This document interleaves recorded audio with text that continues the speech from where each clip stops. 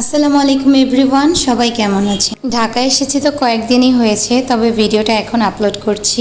সেই রোজার ঈদ করতে রোজার সময় গ্রামে গিয়েছিলাম, আর আসা হয়নি। এর মাঝে রোজার ঈদ, কুরবানির ঈদ সবই করেছি। অ্যান্ড ফাইনালি ঢাকার উদ্দেশ্যে রওনা হয়ে গেলাম খুব ভোরে। এখন ভোর 6টা 5 আর আমরা নামাজ পড়েই রওনা দিয়ে দিয়েছিলাম ঢাকার উদ্দেশ্যে। আমি সবসময় চেষ্টা করি খুব ভোরেই যাওয়ার, তার কারণ হচ্ছে আমরা যদি ভোরে যাই তাহলে ঢাকার ওইদিকে তেমন একটা জ্যাম পাবো না, তাড়াতাড়ি যেতে পারবো। এই জন্য খুব ভোরেই আমি রওনা দিয়ে দিয়েছি। আমি জার্নি করতে পারি না, আমার জার্নি করলে অনেক বেশি প্রবলেম হয়, যার কারণে সকালেই চেষ্টা করি বের হওয়ার জন্য। আর এই সময়টা অনেক বেশি ঠান্ডা থাকে, ওয়েদারটা, রাস্তাঘাটে মানুষজনও কম থাকে, জ্যামজটও কম থাকে, যার কারণে এই সময়টাই আমার জন্য বেস্ট একটা সময় ঢাকা যাওয়ার জন্য বা আসার জন্য। আর ওয়েদারের কথা কি বলবো, মাশাআল্লাহ, দেখতেই তো পাচ্ছেন ওয়েদারটা এত বেশি সুন্দর ছিল।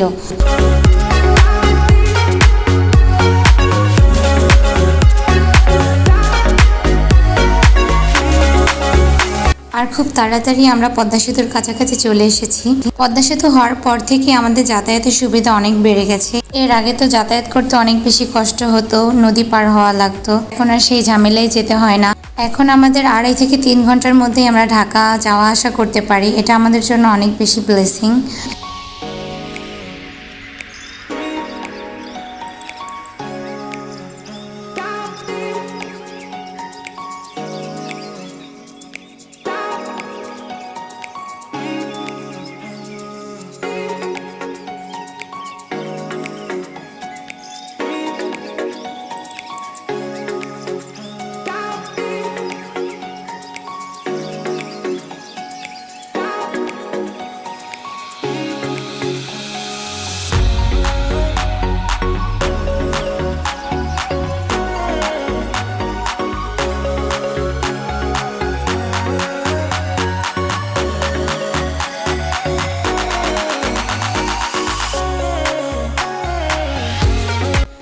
এতক্ষণ তো কোনো জ্যামই ছিল না, কিন্তু বিজয় সরণি রোডে আসার পর থেকে একটুখানি জ্যাম পেয়েছিলাম।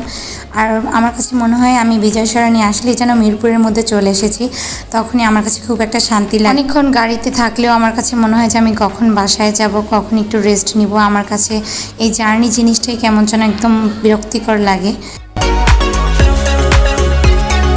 ফাইনালি আমরা আমাদের বাসার কাছে চলে এসেছি। আমরা রওনা দিয়েছিলাম 6টা 5-এ, আর এখন বাজে 8:30।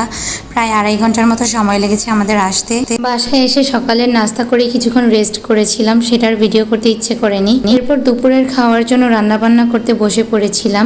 আর এই ছিল আমার বাসার অবস্থা, একদমই নোংরা হয়ে আছে। এইগুলোকে এক এক করে সবই ক্লিন করবো। আর এইদিকে আমার হাজবেন্ড আমাকে একটু হেল্প করছিল রান্নার কাজে। তো এই ছিল আজকের ভিডিও। সবাই ভালো থাকবেন, সুস্থ থাকবেন। আল্লাহ হাফেজ।